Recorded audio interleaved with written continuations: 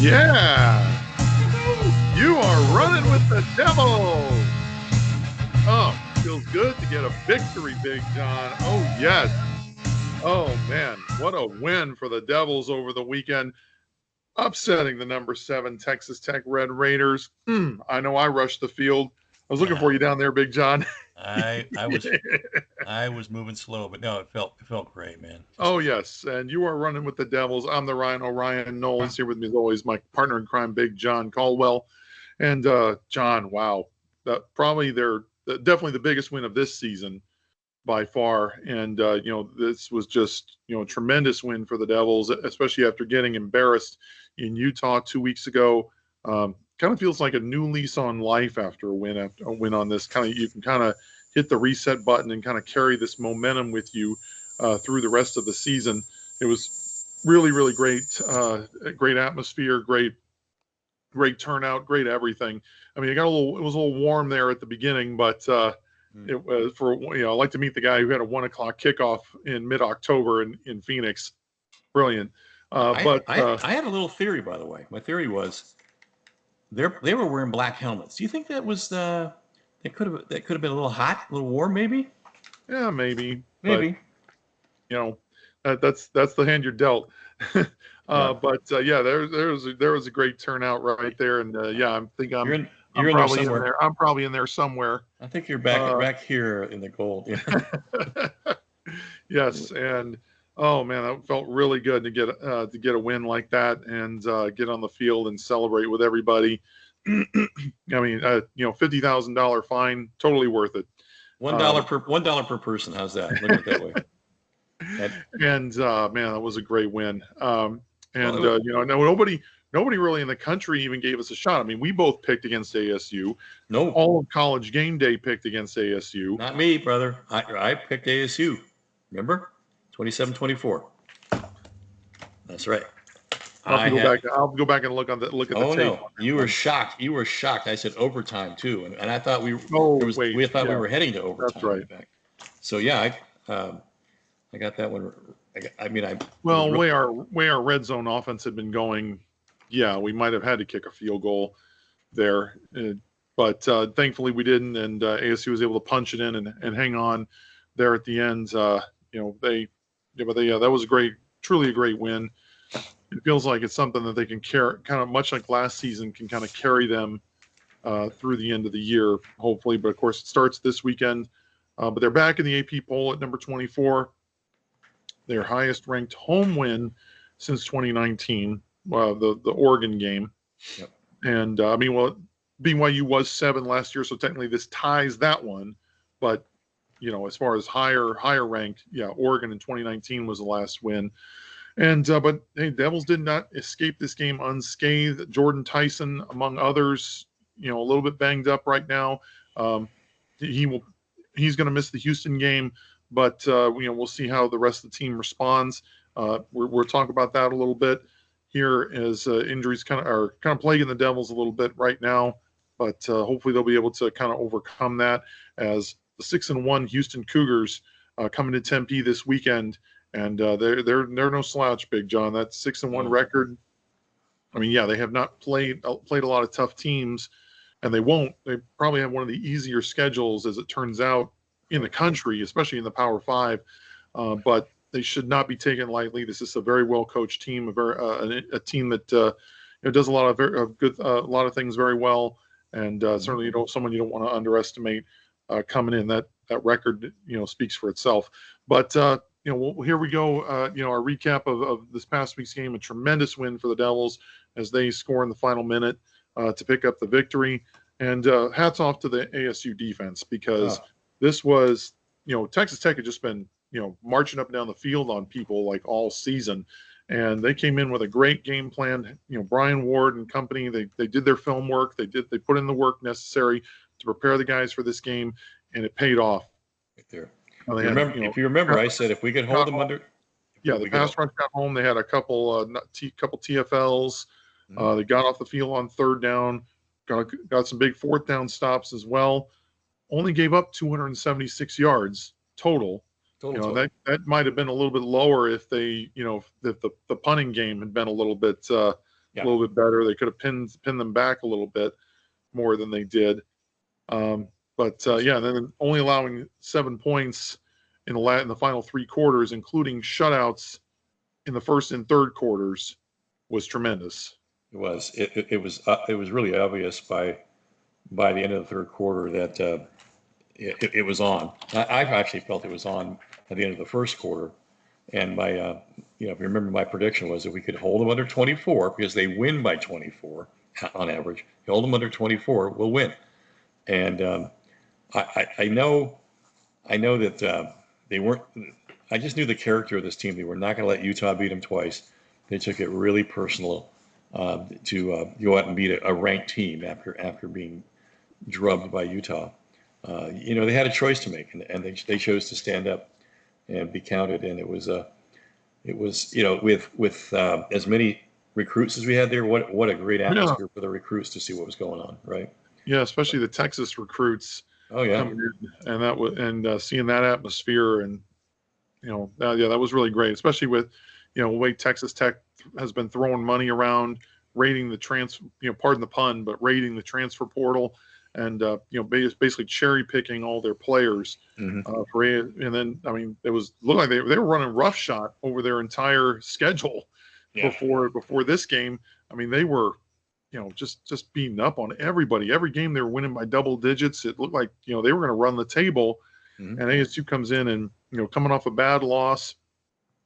Sam Levitt's not 100%. Nobody really gave them a chance in this game, and they went out and shocked a lot of people with this win. And it was really great to see them go out and execute the way they did, and come out with a victory like this. Especially we've known that their identity really was defensive team first, and that's what they carried the day.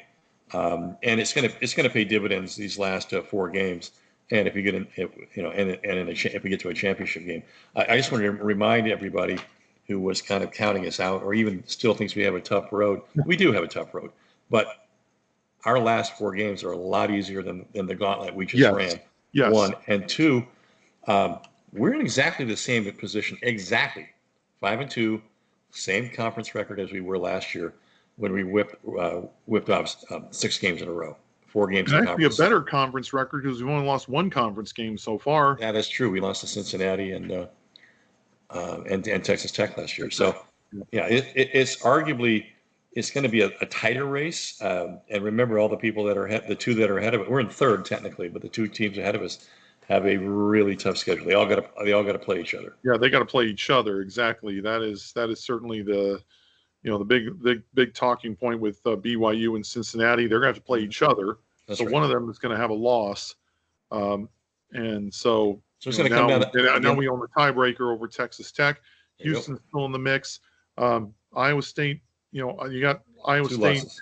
A bunch of teams there that are 2-2 in the conference, but they need some help ahead of them in order to win. So basically, I think if ASU wins out, they at least control their destiny to get into the conference championship game. That is correct. Right. At this point. So with their conference record being what it is, and now it comes down. I think you certainly don't want to look ahead to 2 weeks from now when you got Iowa State and Ames. That is certainly a huge game, definitely a Big 12 championship game eliminator. Correct. Yeah. And this game this weekend could very well be that kind of game as well. I'm just going to say it, Ron. This team is going to be must see TV for the next couple weeks for sure. I think the scenario plays out here. Just kind of putting it, connecting the dots. I see, Tyson didn't tear his hamstring. He has a hamstring hole, and you've had him. You have high, medium, and low. High's kind of the worst because it involves the glute. But if it's in the middle, just like your bicep, is in the middle of your bicep or the lower part of your bicep, you have a much better chance of recovering. Now, having said all that, let's say he's 70%. I think he's somewhere, because we saw how he went down and when he went down, and he continued to keep playing. He gutted it out. He got big it out. time. Now, by the way, he had that abdominal injury in the first half where that guy grabbed him by the oblique and ripped on him real hard, and he went down for a little bit for about 30 seconds. Oh yeah, right by the sideline. That's Right right. by the sideline. He had that oblique. Somebody ripped him on the oblique. He was banged up. But my point is, I think he gets pretty healthy to play next. Great scenario where he gets healthy to play next week, gets the bye to come fully healthy to finish this thing off and make the playoff run. That's the plan. I think. And that's that's got to be what the perfect scenario. I think for ASU at this point, especially if they can just get to the Big 12 championship game and compete. It's looking more and more. I mean, granted, they still have to play Texas Tech. BYU has a very tough road here through the back end of their schedule. We'll get into the Big 12 conference race here in the weekend review here in a little bit. But we got to put a bow here on this big win over Texas Tech. Sam Levitt coming back after missing the Utah game. We estimate him to be about 75%. He didn't run or wasn't as quite as mobile as he usually was. Did make a couple nice throws out of the pocket, taking hits and throwing him downfield, hitting Jaron Hamilton for a couple big gains. Those were huge plays. Yes. And I had one of my buddies texting me. He's like, "Who's number 16?" Yeah. Like nobody knew who this guy was. And it's I was Turbo, like, man. Turbo. And when I say 75%, you said 75 first. I thought it was more like 60. But to me, the difference is he really never put his foot in the ground and made a hard cut. He was avoiding the rush. I put him about 70, 75. Yeah, I mean, what you're looking for is, can you put that foot in the ground and make a hard cut on that right ankle? And he's, it's coming. It's a lot better than obviously than it was. But the surprise of the game with his first 100-yard game, I think Hamilton really. He finally learned the playbook. He finally learned the playbook. Well, I mean, with Tyson having the game that he did, he was drawing a lot of, coverage being, bracket coverage, shading to his side. Right. So Hamilton was getting a lot of one-on-one opportunities, and we know he's a deep threat. That's what they got him for, to be that deep, that downfield threat.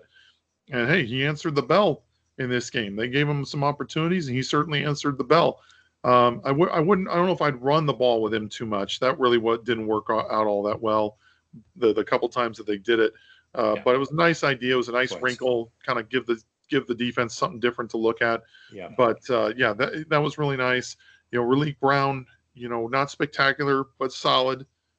Definitely a game changer in a game like this. Against one of the tougher rush defenses in the league in the country. They were so stout up front; it was unbelievable. Mm-hmm. I talked about that. I talked about Lee Hunter.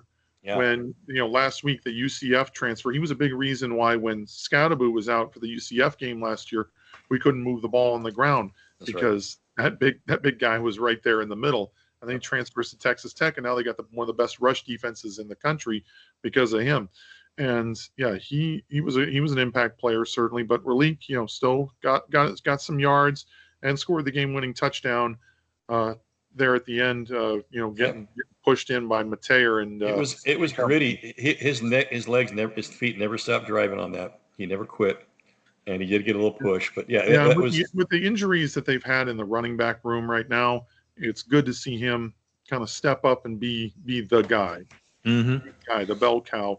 Even though he's not really, first glance at him, you don't really think of that role with him, but he's filled it very well. He's certainly been an impact player, and certainly stepped up to the call to be their RB1 when they've needed him. Yeah, it's obvious that sending him up the middle, up the A gaps, is not the best.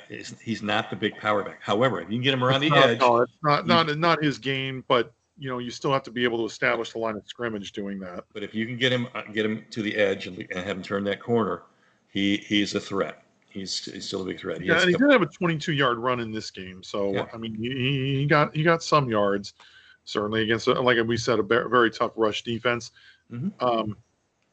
But it was good to see Sam Levitt step up and play the way he did. He took some sacks. Certainly wasn't as mobile. Wasn't the game breaker that he had been. Did get a couple carries to extend the couple nice runs to extend the chains a couple times, but 28 of 47, 319 yards and a touchdown to Jordan Tyson. That was just great to see him back out there. Definitely, you know, their chances of winning significantly increase when he's out there playing. Yeah, he's competitive, and that the 4th and 2 call, which was a broken play, but on the because final drive, yes, the cover 0, he had and the instructions are to Tyson, if you got cover 0, and Sam is and the end has crashed, you go ahead and come back towards Sam and turn around and go back out, you know, to lose the man and get separation. That's exactly what it did. And I give Sam a lot of credit, running to his right like that and being able to pop that ball. That's not easy. That's not an easy throw. No. Well, yeah, moving on the run like that, nope. and throwing it downfield, especially on a 4th down play. Yeah, tremendous. So moving on, as we are here, you know, the defense, you know, had a couple, you know, kind of unexpected guys step up. You know, Anthony Cooper, since that interception that he had early in the season, really hasn't, you know, got a lot of opportunities, but he did in this game with, you know, the defensive line kind of being banged up, and he had a big sack. Prince Dorba continues to flash, even though he had to leave this game with a concussion. He had a nice sack as well against an offensive line that's, you know, not, you know, has not given up a lot of sacks this year. And, you know, against that backup quarterback, Will Hammond, they certainly made things difficult for him. And to say nothing of the back end, Keith Abney just continues to impress. I mean, the numbers, the metrics of when teams do throw at him, which is not very often, is crazy. And, you know, they tend to go away from him more often than not. And it's, you know, he shuts down one side of the field more, you know, practically all the time. And so he's been one of my favorite players on this year's team, with his ability to, you know, just cover anybody who's out. You know, the team's best receiver, you know, that number 1's usually out there covering him, and he's done a tremendous job. Montana Warren, who's been banged up this year, had a couple, you know, big pass deflections. And then, you know, we'll talk about a couple other guys, but, you know, with Baron Morton being out, we talked about this last week, Will Hammond stepping in, he had actually outplayed Morton when he'd gotten his opportunities this year. He put up some great numbers in limited work. A lot of times it was in mop-up time, but, you know, you remember back to that Utah game when he came into a close game and led them on a bunch of scoring drives to kind of put the game out of reach. You know, he looked tremendous, and he was certainly you know, he was a decent threat on the ground, but I like the way that you know, we kind of collapsed on him when anytime he, you know, tucked and ran, you know, there were guys in his face, you know, stopping him for no gain or minimal gain.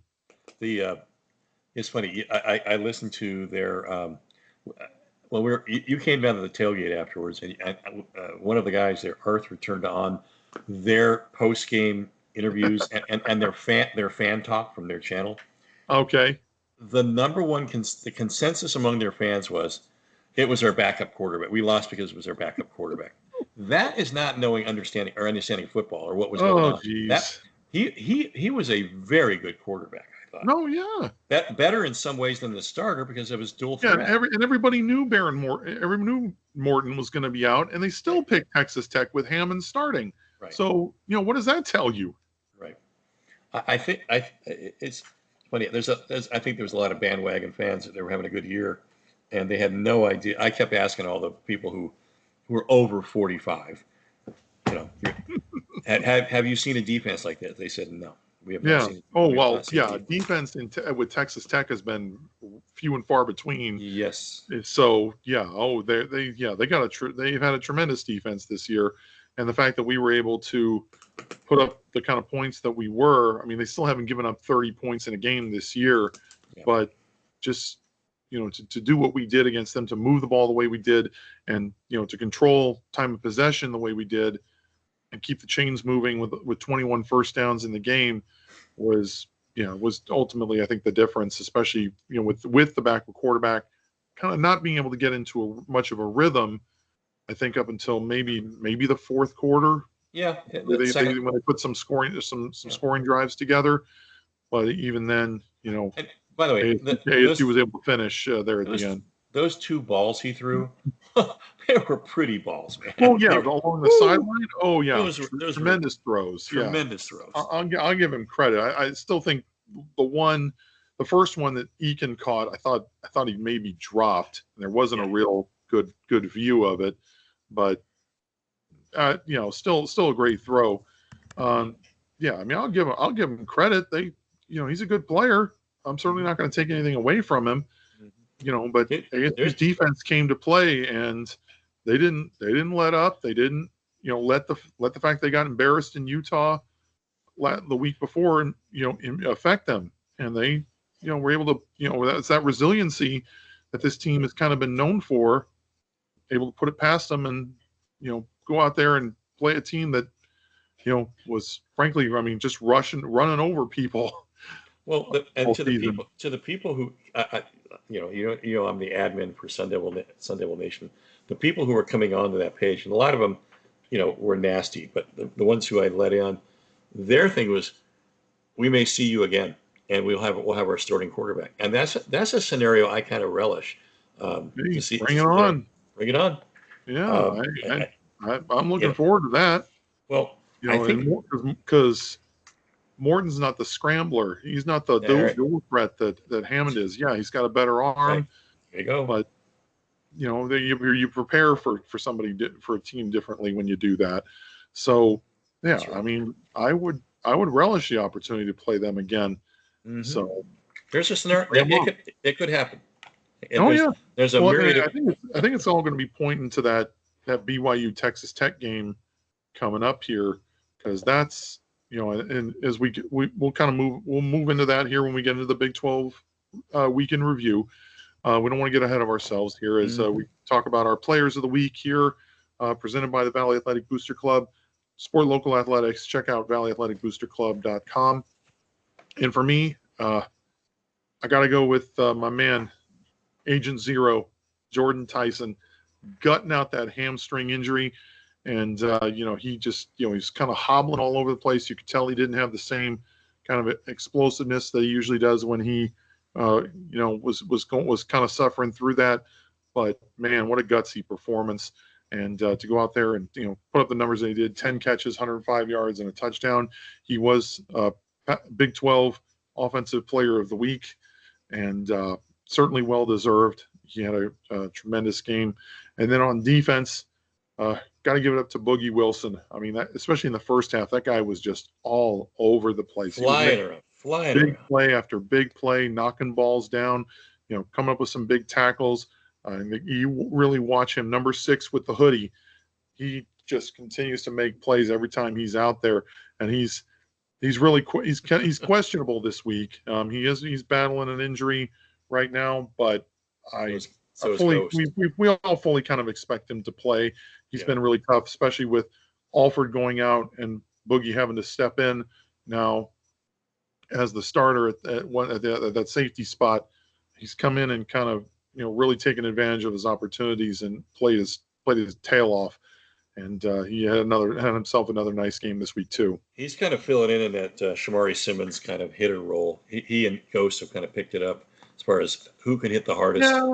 Shamari played a lot of nickel, but I do see a little bit of that in what he's doing. Sure, he's kind of flying around, just kind of making plays on the lamb, and I do like but I certainly like what I've seen from him, and I feel like he's really taken advantage of his opportunities, which you always like to see when a guy ahead of him goes down.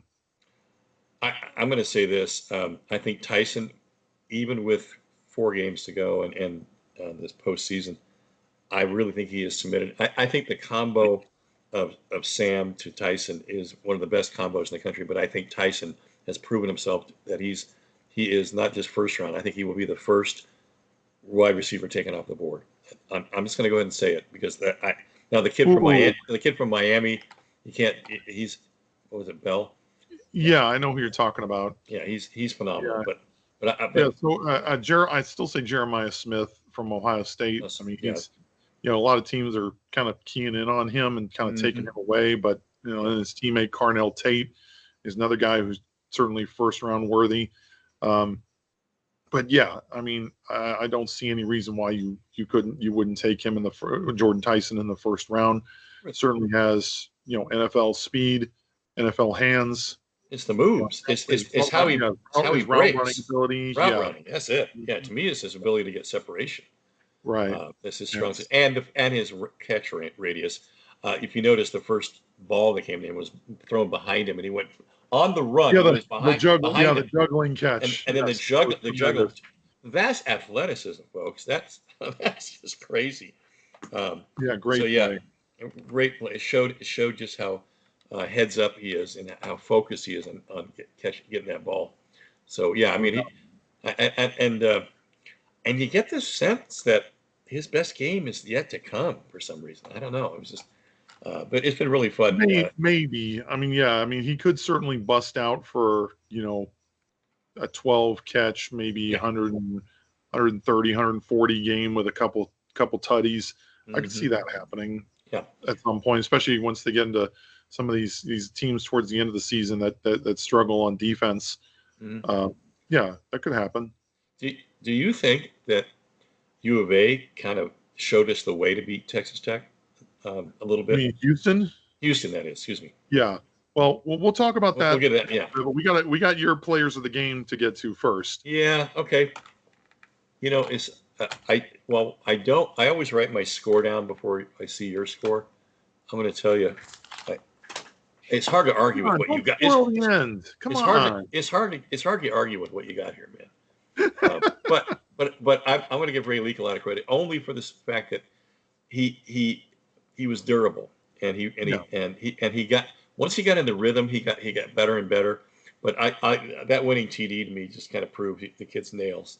He wasn't going to forward. So 19 carries for 69 yards of TD, 4 receptions, 3.8 yards a carry. He's a warrior, and if he has that chance to get outside, plant that foot, and get around the corner, he's a real threat. And then Keyshawn, he was once again. I thought being a starter down on linebackers, he's really stepped it up in my mind. The way he's just flying around, it's just instinctual where he's making plays. He's got his nose in. He had 5 as many assists as he had solos. He had 10 tackles total. But he ran the defense really well, I thought. I'll give him a ton of credit. Yeah, he played. And if I had to make an honorable mention, I think Ghost Rouser was hitting like a crazy man out there. Well, yeah, and that was really great to see that their tackling intensity picked up and it was at the level that it was after kind of really underwhelming and being just not up to par against Utah. Yeah, and the bounce back the way they did was excellent. But yeah, Ghost Rouser, he had 8 total tackles himself. Yeah. It was really close. It was really close, and the impact though of where Elliott was showing up really tough on the run, tough on the run. I thought was commendable. That's why I gave him a defensive player. So those are our players of the game presented by Valley Athletic Booster Club. Again, support local athletics, support Valley Athletic Booster Club.com. And our Big 12 week in review. Right before ASU kicked off, Houston had a 9 a.m. kickoff. I'd like to meet the guy who scheduled that too. Yeah. Against U of A, and this was looked like Houston was going to run away with it early on. They were up 14-0. Looked like it was just going to be another boat race, and U of A comes back on them. Houston, they kind of trade touchdowns there going towards the end of the game, and then Houston kicks I think it was like a 40-yard field goal at the end of regulation to win. So that was a tremendous game, and that is a game I think ASU's coaches are watched very carefully this week to kind of get some insight on Houston a little bit and what U of A did to have success, as much success as they did. That was certainly a game I feel like you can look at, and I think because Houston really hasn't played anybody, and we'll talk about them here in a minute, but right. Their schedule has not been anything to write home about. Their non-conference was a joke.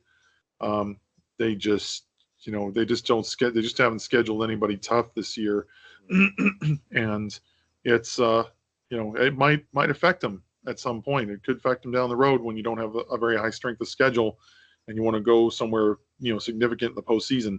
But the other big game this weekend was the Holy War, BYU Utah. Close game. It was a close game, but BYU coming out on top the way they did. I really wasn't surprised, frankly. I mean, it felt like even though they'd struggled the week before, I still felt like playing the way they do, and with the success that they've had this year so far, they would show up and win. And hey, they certainly went out and balled out and played the way they're capable of. To my eye, when I watch BYU, every time I tune in to watch them, I'm most impressed with their execution. It's just really crisp. Everybody, they're very, very well coached. Absolutely, very well coached. They're technically perfect in a lot of spots. It's really interesting. Really, really cool to watch. Yeah, Kalani Sitake, one of the I think more underrated coaches in college football. Certainly one of the best. One of the best when it comes to getting the most out of his players and not letting them beat themselves. Certainly, they absolutely, because they execute very, very well, and they don't turn the ball over, they don't commit stupid penalties. There you go. They do a lot of smart things on both sides of the ball. I'd be real interested to see. I would wager that they'll have the lowest penalties in the conference. Just because certainly, I would not surprise me either. Yeah. But that was a very good game. I mean, against between the number 23 and number 15 teams in the nation. That was to be expected. It was certainly a game that had a lot of eyeballs on it.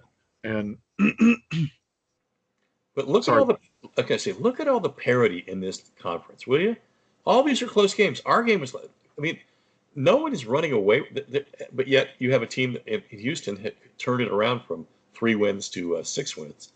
And and in today's college football, if you hit the transfer portal right, and you identify players on your roster that you can kind of build around, and make kind of core guys that you can use to be team leaders, and part of that that leadership council, kind of like what ASU has, and create that kind of culture that you want. You can turn around a team fairly quickly if you have bring in the right kind of talent. Yeah, I think skill players is still shown to how you can do it the quickest. Lines take time to gel. True. And I made the point last week: spending $28 million gets you what? A loss to ASU. No, because they can't repeat. It's not sustainable. They're not going to be able to do it next year because the rules have changed. They got in under the wire with this $28 million and buying all those players. Now you got to prove good pro. That's right. The regulations changed. So and all their people say we got a big war chest, but you can't do the same thing. You're going to have to prove in Lubbock that a guy's getting $10 million for a bill for what? There's not enough TV time and billboards to justify that. I'm sorry. So, true. So I think it's. I'm just predicting. Look at what's going on. That they may have fixed their program for this year, but it's going to be a whole different ball game next year for them. But the one thing walking out of the stadium, the fans they were upset because they lost and it was a backup quarterback. They got this sense like we got a rivalry now, and I kind of welcome it. I was always kind of curious. Being in this conference, who our new rivals were going to be, not the U of A's and the. Well, and the Utah, Utah was kind of a carryover from the Pac-12. Right. I felt like we played BYU non-conference and had a couple, had that close game with them back in 2021. Well, we owned them in the WAC way back when. Right. But who are the new natural rivals? Out there. I think Utah and BYU certainly come to mind. But if we play Texas Tech, almost every year, they end up getting scheduled that way. In our pod or their zone, they're going to call it. Yeah. And you wind up playing it now. And if you have a thing where they beat us last year. We beat them this year. That's the beginnings of a That's what makes a rivalry. rivalry. Absolutely. That's my point. That's my Yeah. point. So, and then just putting a bow on the Big 12 this week, TCU and Baylor. If you liked offense, you got to check this game out because these two teams went up and down the field with each other. And it looked like it was going to be a little bit of a runaway because TCU scored 21 points in the second quarter to go up 21-10 at the half. And then in the fourth quarter, these two teams combined for 32 points. So they were back and forth, and TCU ultimately came out on top 42-36. But yeah, if you liked offense, that was certainly a game worth checking out because that looked like I watched some highlights from that game, and that was a fun one. So fun one to be at, fun one to watch. It kind of takes one of the tiebreakers away and puts us solidly in third and drops us guys to fourth, fifth, and sixth. But yeah, pretty much. I mean, Baylor. Yeah, that was Baylor's second conference loss. Their third overall. So, I mean, it's going to be tough for them. Yeah, it's going to. Yeah, I mean, any team with two conference losses right now, it's going to be tough for them. Right. A bit of an uphill climb, but you got all the teams at the top. The teams with one loss or less are all still playing each other. And you're probably going to have to go to the second or the third tiebreaker, which is mutual play, strength of schedule, or not strength of schedule, rankings at the time. Sure. And do you know what the fifth? I find this interesting. You know what the fifth tiebreaker is in the Big 12? Oh, what's that? Flip a coin. God. Yeah, I know. But if you look them up, you think they would just go to overall schedule at some point? Yeah, I think that may be the fourth. I don't know. But I just remember the fifth. The fifth is a coin flip. Yeah. Wow. Yeah. I wonder.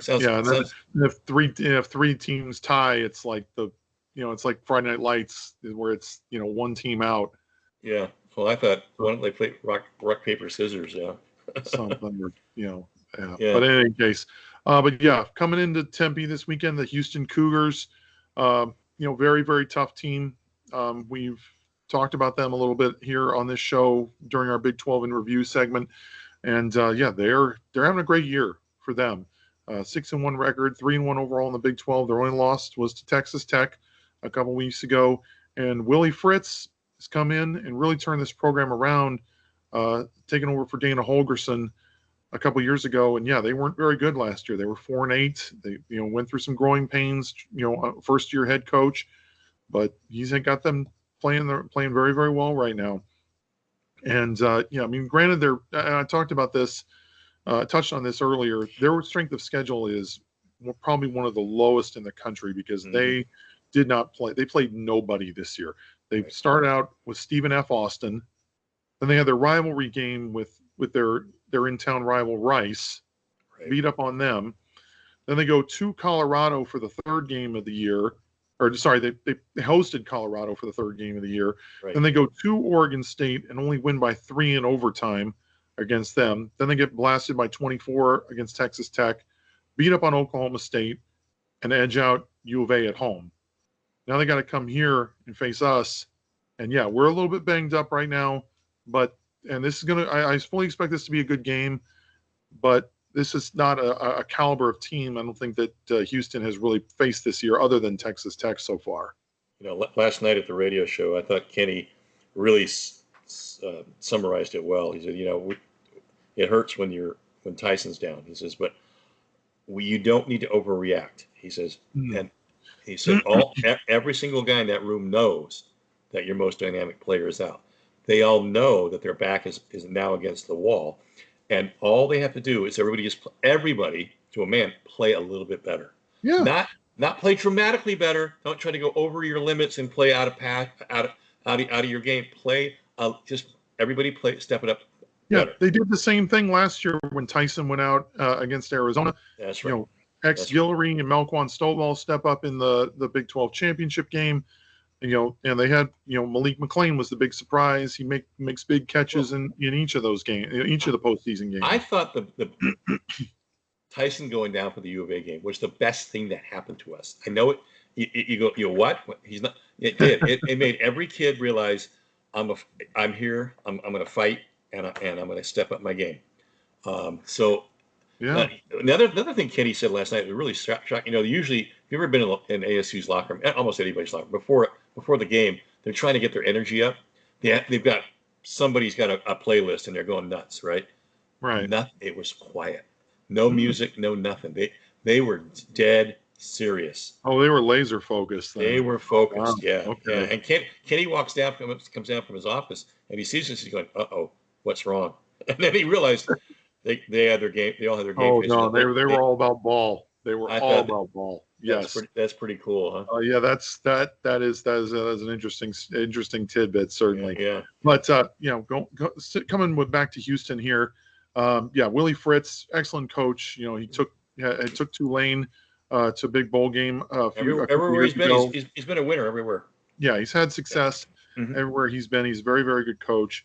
Had that success at Tulane. You know, getting them, to a big time bowl, to a New Year's Six. That was the phrase I was looking for. New Year's Yeah. Six bowl, Yep. and then but moving on as they, we've had a little bit of a history with Houston as well. Yep. Saw them a couple times Back before. 1980. I saw that game. If we could go to the next slide. Yeah. This is their best start to the season since 2021 when they finished 12-2 and were conference runner, and back when they were still in the AAC, in the American Athletic Conference, and they finished 12-2 and were runners up that year. And yeah, this will be their first matchup since meeting in 1990. Pretty sure David Klingler was the quarterback then. Oh yeah. Maybe Andre Ware. I remember when we beat him in '80. It was Derek Rogers' first. Darryl Rogers' first. There we go. Darryl Rogers' first game actually. Nice. Yeah. So yeah, we do have a bit of a. We've seen them 9 times. I mean, first time since 19. This will be the first game since 1990. So, definitely a good team. Certainly one that is having a great year. I think they weren't picked by anybody to finish very high. Probably towards the bottom, to be honest. Especially with the number of transfers that they had, and players coming in and out. It takes a special kind of coach to kind of get those personalities and those different players gelling together. And Fritz has done a great job doing that. And their offense has been very, very good this year. 29 points a game, 381 yards of total offense. Slade Nagel was not offensive coordinator on this team. They actually fired their offensive coordinator before the final game of the season last year, and had an interim guy, and then Slade Nagel comes over from Tulane. He was the interim head coach when Willie Fritz left. So, but yeah, they're very familiar with each other. This is his first year here, and offense looks really, really good with him running the show. And big reason why is the Texas A&M transfer quarterback Connor Weigman, 6'3", 215. He's pretty good sized kid, and he's having a great year. 100 what is that, about 63% completion, if I'm not mistaken. 62% completion, and 1,380 yards, 11 touchdowns, 2 interceptions, 243 rushing yards, and 6 touchdowns on the year. So he's getting it done. Dual threat. He is a legit dual threat. They do run kind of a modified spread triple option right. look, but they can sling the ball around a little bit. And Weigman, he's got a great arm and can also do it with his legs, so he'll give you a lot of different looks. And he's running this offense very, very well. And then their running back Dean Connors, he's their workhorse, he's their bell cow, he's the guy in that backfield. 115 carries, 538 yards, 4 touchdowns. He's also been a good receiver out of the backfield with 16 catches on the season. And this is a team, they rely very heavily on what Connors and Weigman do, because so much of their offense flows through these two guys. Their backup Stacy Sneed is hurt right now. They got another guy, Jamarian Burnett, but he's only got he hasn't even broken 100 yards on this for the total for the season. So it's Dean Connors is the guy at the running back spot. So ASU's definitely have to key in on him. And and Weigman as well, with his legs, yeah. to try to make sure that they don't beat them. Mm-hmm. And then Amari Thomas is having a great year. The UAB transfer. He is certainly Ben Weigman's favorite target this year. 27 catches, 510 yards, and 4 touchdowns. Their next best receiver, Stephon Johnson, is out right now. He's hurt. So, their next closest guy is Harvey Broussard, who's only got 4 catches on the season. But they do use the tight end very well. Tanner Koziol, he's having a great year as well. 36 catches, 350 yards, 3 touchdowns on the year. The Wisconsin transfer, he's come in and played very, very well. Been a nice safety outlet for Weigman in this offense. They will, a lot of times in the option offense, you don't really see the tight end get used a lot. Yeah, they do here, certainly. And then this offensive line has had some trouble this year. As far as the metrics go, they haven't graded out all that well. Alvin Ebiselli, though, has been he's kind of a specimen. He's a Baylor transfer. A lot of transfers on this team. They had a lot of guys exit after Fritz's first year, so they had to bring in a lot of guys. But they're playing very, very well. But yeah, their offensive line has really struggled to consistently protect Weigman. He's been sacked 11 times this year, and the only reason it hasn't been more is because he's so mobile. But yeah, that's certainly something I think ASU can take advantage of, especially if Prince Dorba plays. Hopefully, he's been practicing this week, even though he's listed as doubtful at the moment. Yeah. He's if he can get out there and play, I think that this is a game he can have success in. And if it really was a concussion, they would not let him be practicing. So he'd still be in concussion protocol. Exactly. Protocol, yeah. So something's going right for him, and it's just a matter of is there something else? Because it definitely was an upper body injury, and he was out. It looked like he was out for a long time. His legs were moving, but he was down there muttering. From what I was told. Yeah, and I was looking at Houston's injury report as well. Jamarian Burnett is also dealing with an injury, although he's listed as probable, but he may not be 100%. So it really is Connors, and then everybody else, because they don't really have a lot of depth at the running back spot. Right. I think is that a little bit of a concern to you, Big John, the fact that they don't, it's basically like, one good running back, one good receiver, the tight end, and then the quarterback. That's the fact that everybody in this league has a good quarterback and a good running back. Yeah. But the better teams, I think, in the top third, have a stable of running backs. Yeah, and they find a way to spread the ball around and give everybody stats, keep guys fresh. It's not just one guy who's beating you all the time. Now I know ASU. That's we shouldn't throw stones in a glass house. Talking about that as far as Jordan Tyson is concerned. Do you know the last time an ASU wide receiver caught a touchdown that wasn't Jordan Tyson? Mateer. Nope. No, a receiver, not a tight end. Not a tight end. Oh, okay, sorry. That's a good question. This year? There hasn't been one this year. It was Malik McLean from Scattaboo against Texas in the Peach Bowl. Yeah. They have not had a receiver other than Tyson catch a touchdown at all this year. And you think everybody knows it's coming, so you think they would put their best guy on them, or their best. Yeah, but when you have a rub route, or because that's a lot of what they run has been rub routes and quick slants. That when you got a guy like Tyson who's as quick as he is, that's hard to defend against. Yeah, it was. But moving on to Houston's defense, they've been a little bit prone to giving up some plays this year. They have been very, very good. They run a 3-3-5 scheme. They play a lot of zone on the back ends. They're very, very zone heavy, like to keep everything in front of them, don't like to give up too many big plays if they can avoid it. They did give up a 70-yard catch and run against U of A, but that's kind of the exception, not the rule when it comes to this defense. And it starts with their linebackers, Jalen Gardner and Sion Fotu, the Utah transfer. Both these guys, they play in this 3-3-5 very well. They run sideline to sideline very well. They can play down. They play downhill. They get after. Garner's gotten after the quarterback very well with a couple sacks this year. So, these guys, they're very technically sound. They play their positions very, very well, and they have been having good seasons thus far. So they run that zone, and they technically what's called quarters. You want to explain to the fans what quarters is and where the seams are between one quarter. Well, yeah, it's kind of, so everybody's got four. kind of Yeah, between, four quarters. when you play a zone like you do, there are holes. There are going to be holes in it, Seams, usually between the linebackers and the safeties over the middle. A lot of times, just gotta find a way to work around that. But yeah, they'll play. They're going to play a lot. They're basically 5 defensive backs at all times. Right. And they play a lot of 3 high safety look.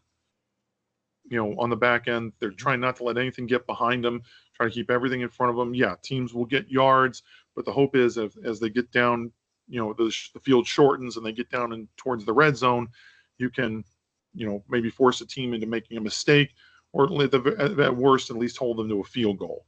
And that's a lot about what Houston has done this year has been a kind of a bend but don't break type of scheme, because they don't really have a lot of nobody I would consider blue chip prospects.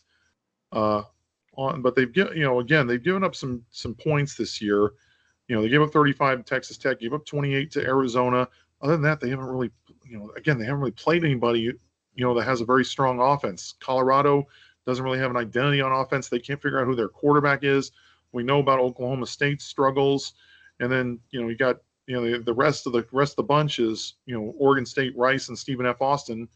They barely beat the Beavers in overtime. So it was a 27-24 game. So, this is, again, from on both sides of the ball, I think this is a game that, they haven't really seen a team quite like ASU as far as, our personnel is concerned.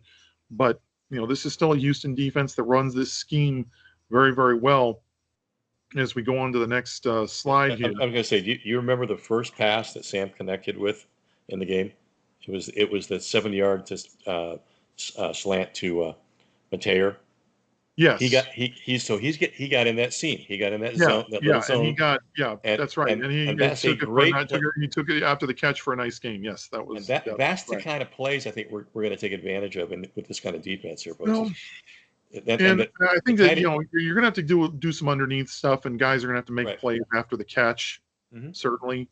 But yeah, it's certainly beatable if you scheme for it correctly. With only 3 down linemen, there's all kinds of ways to technically beat it. Yes. Yeah, and this is not a great. I mean, yeah, and as we move on here, if we can move on to the D line, this is not a team that's going to wow you with their pass rush. Yeah, they got a couple of guys in Eddie Walls and Corey Platt who have 2.5. Brandon Mack leads the team with 3 sacks. So yeah, they will get after the quarterback a little bit, but it's not. They're not going to wow you with their pass rush. Carlos Allen has been a tremendous player this year. 46 tackles on the D line. He's been a great run stuffer. A big reason why they're only giving up 124 yards a game on the ground. He's the nose, right? I want to say yes. I have their lineup here. That's usually where you put your best lineman in that 3-3-5. I think he will move into the nose. I think on passing downs. Okay. But their main nose is Khalil Laufau. Okay. Laufau. Laufau. So, but yeah, Allen, they'll move him around. That's the thing on the 3-3-5. They'll, you can move the D lineman just about anywhere depending on how you need them, and they'll rotate, depending on how the offense is lined up. Eddie Walls the third is having another good year. He plays with that D line position very well. Got 4 pass defended, so he's certainly made some plays this year. And then we talked about their edges, Corey Platt and Brandon Mack. So this is certainly a technically sound front, but that's the thing with the joke with the 3-3-5 is that's how many rushing yards you give up, 3-3-5.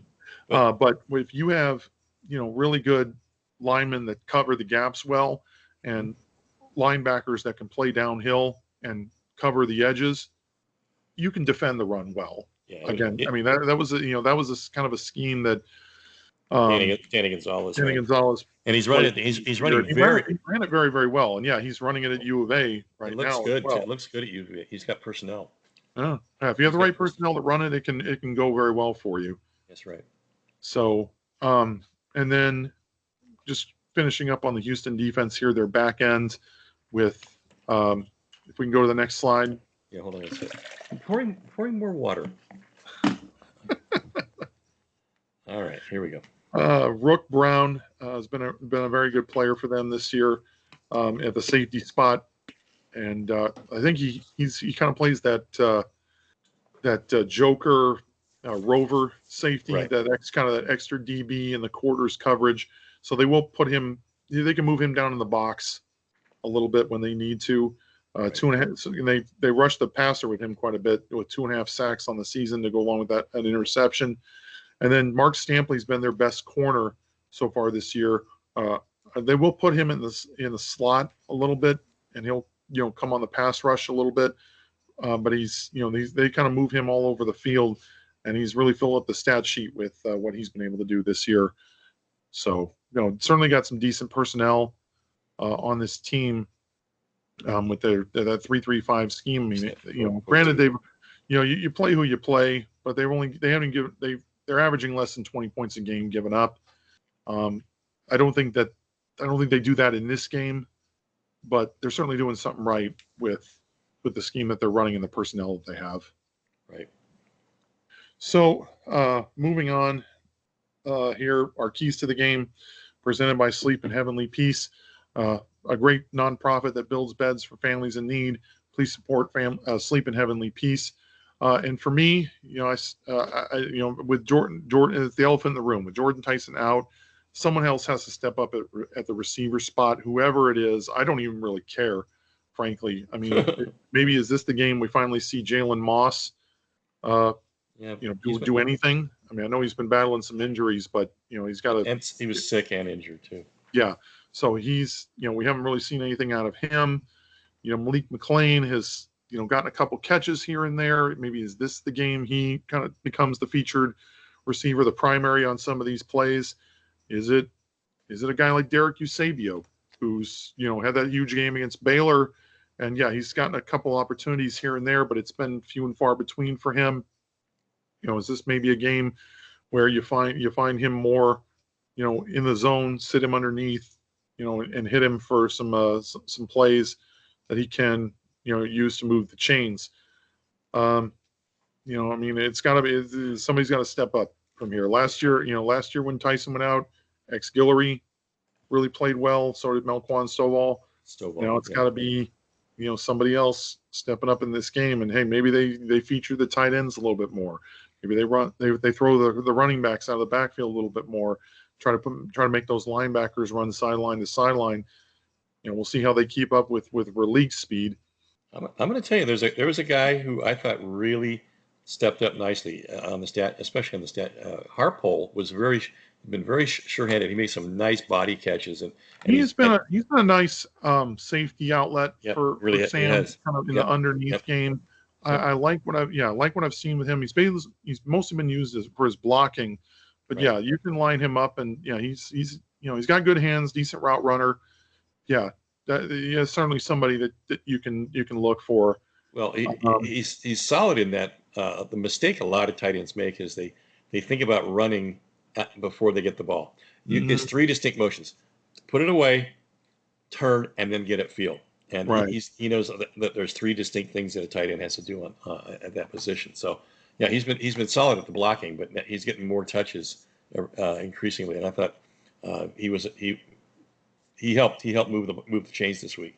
Mateer was absolutely blocking his butt off again too. That guy's gonna get drafted. Oh yeah, well I mean he helped push Ralik into the end zone that last play. So and he played fullback. He played fullback. They moved him from slot. He would line up at slot and move over to fullback, and they chip off of one of his hips. It was great. There you go. Really happy to see it. And then my other key on the defense, wipe out Weigman. They keep that guy in the pocket. He likes to get out and run a little bit.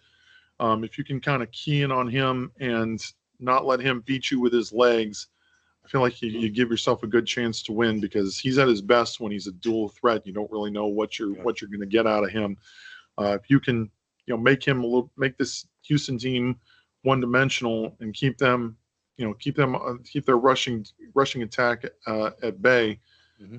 I feel like especially if you can get to him a few times and force a couple turnovers, you should be able to come away with a win. I agree. I like those. I overanalyzed this one. I actually have 4 points on defense. And looking at if you can get them into long third and downs, you got to really, by stacking the box early and you're going to dare to beat us with your pass. Stop that inside zone, those zone runs by Connors.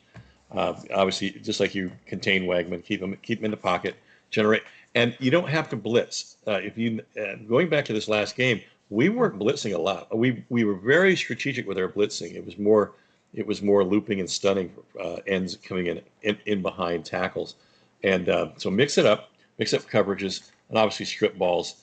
Stop. They run really long drives. Their time of possession has been excellent this year, and they've scored a lot of their points on very long drives. So you got to stop those long drives. On offense, you're gonna have to, again, use relief. If we get Udo to be in the rotation, even better. But use those guys to set up the play action. Change tempo. One of the things that really caught my eye this last game was we changed tempo, and I was really happy to see that we were managing the tempo of the game. At times it was very quick, and at times we were taking our time managing clock. But establish the run and then go for long strikes. Stay really aggressive on third down. Go ahead and swing for the fences on third down. And this is a big one. Convert rather than punt. In other words, keep Houston from getting the ball, and don't put ourselves in third and long where if we don't strike on fourth, because we like to go for it. And if it's third and unmanageable, we're going to have to punt the ball. And I don't want us having to punt the ball a lot. But then on special teams, we had some problems in special teams. Kenny said that was going to be his job this week, was to really focus in on special teams. He's been doing that actually all season. That's been his specialty, is spending time. And there were some missed assignments on blocking that really caused those two to get tipped. But McLean has got to he's got to get a clean, not stay in that pocket, but roll out. If you notice that very first punt, when he gets out and he does that rugby kick, it's not high. It's not high. It's long. It can roll. It can roll and roll. McKenzie wasn't kicking against Texas Tech. That was Kenyon Floyd. Yeah, and he wasn't kicking at his usual height. Didn't have the usual height to it. Yeah, I think his legs still bothering him. Yeah, that's why they were low and not getting blocked. Sorry, McKenzie. I'm throwing McKenzie under the bus. It was Canyon. Yeah, you can't. You got to avoid giving them short fields. So I mean, these are all derivations on your themes, but I've just fleshed it out a little bit more on about third downs and things like that. So. Yeah, and those are our keys to the game presented by Sleep in Heavenly Peace. Yeah, I mean, I can't disagree with anything that you're saying. I mean, they can just play their game, I think, basically, and dictate tempo and dictate the pace, force a couple turnovers, and just convert on third down, and convert some of these long drives into touchdowns as opposed to field goals. I think they put themselves in a good chance to win. So those are our keys to the game presented by Sleep in Heavenly Peace. And looking at the injury report here, this will change obviously between now and Saturday. But Jordan Tyson is confirmed out. Kyson Brown continues to be bothered by that lower body injury. Prince Dorf is listed as doubtful, but he is practicing this week, so that's a good sign. And certainly got to hope Rouser and Wilson can come back, because the safety position is kind of a bit of a mash unit right now. Montana Warren just got back from being down for a couple games. Hopefully that, and the same thing with the linebacking core. With Zyrus Biaseu done for the year, you really can't afford too many injuries at the linebacker spot either. So hopefully Crook and Romney will be okay going forward. Romney looked really good out there. I thought he was moving really well. He was in a lot. He was in a lot of places. Yeah, I mean, we weren't sure what his role was going to be this year, because he's kind of buried on the depth chart last year with McCullough playing as well as he did, and you had Biaseu and Elliott and Crook. He had a bad hand. He had a bad hand for a while too. Yeah, that's true. He did play with a cast for a while, but it's good to see him. Because he was one of our better defensive players 2 years ago. For him to come out and fill the role that he has this year, I think has been very, very good to see. He's playing the boundary side, which is nice. Yeah.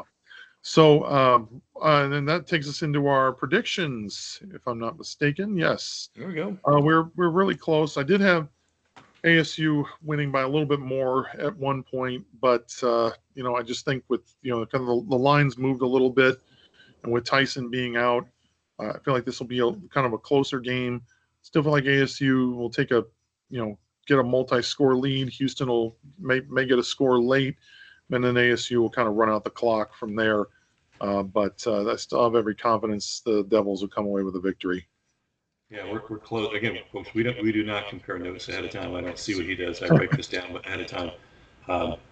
Their normal 29 points a game. I think we can chop 9 points off of that just because of our run defense being so stout. Right. And I'd say that in two ways: shutting down Connor and shutting down Weigman in the run game, and making making Weigman one-dimensional. Make him beat it with his arm. And I'll let our back end take care of what he's going to if he get passes off. But that's yeah. I mean, it's just. I mean, yeah. I think the tight end Markiol or Conkiol. Yeah. Koziol, excuse me.